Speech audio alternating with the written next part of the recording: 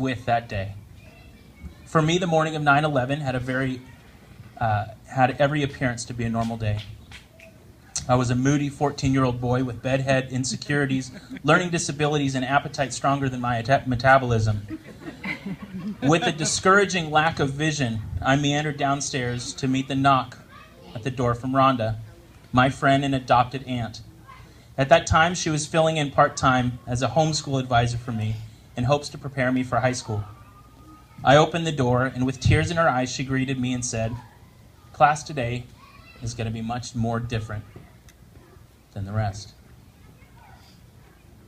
She put her arm around me, and we walked to the living room, turned on the television.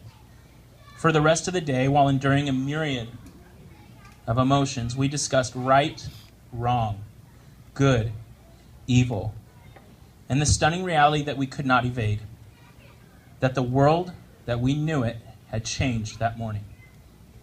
We spent a good time mourning those who died, but spent more time celebrating the heroic actions of many who sacrificed for the rest.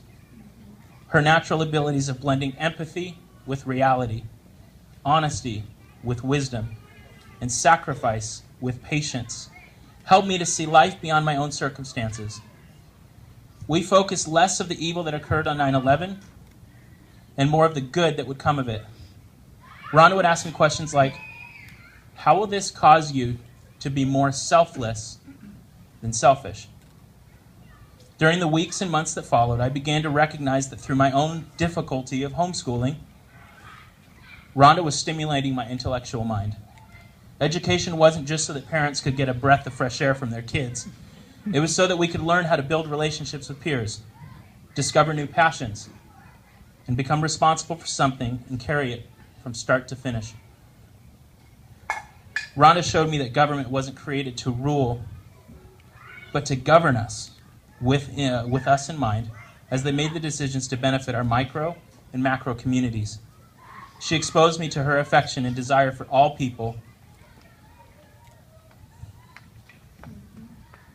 to have an opportunity to make informed decisions, no matter what political identification, religious creed, or social class.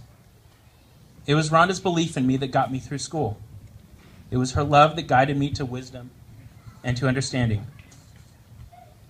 You see, throughout my life, Rhonda came alongside my parents as an advocate for my success. Without Rhonda's influence on my life, I wouldn't have a high school diploma. I wouldn't have a bachelor's degree from a 4-year university.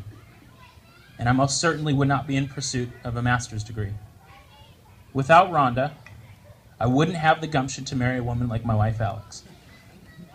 For some of you, it may be difficult to say where you would be without her. Some of you have just met her. But over the years, Rhonda has become a mother, a friend, and a leader for entire communities. Could I ask one last favor of you? If Rhonda has cared for you, would you raise your hand?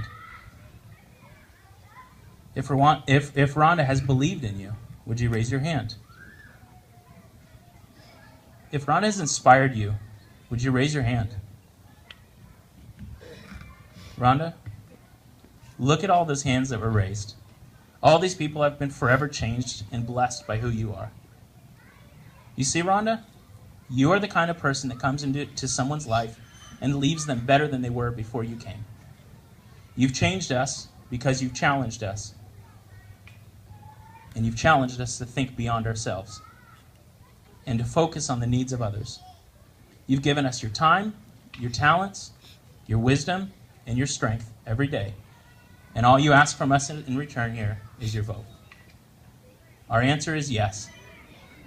And I'll leave you with this last one thought. Just about every year since 2001, Rhonda and I connect over the phone on September 11th to remember the day together and pray. But selfishly for me, that day reminds me of something else. It reminds me of how much she changed my worldview from me to we. Now let's put those hands that were in the air together and applaud Rhonda for her character, her leadership, her sacrifice, and her willingness to have the backbone to stand up for the truth. Thank you, Rhonda.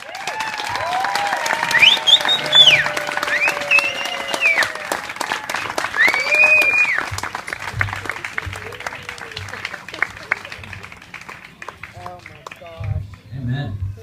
That was awesome.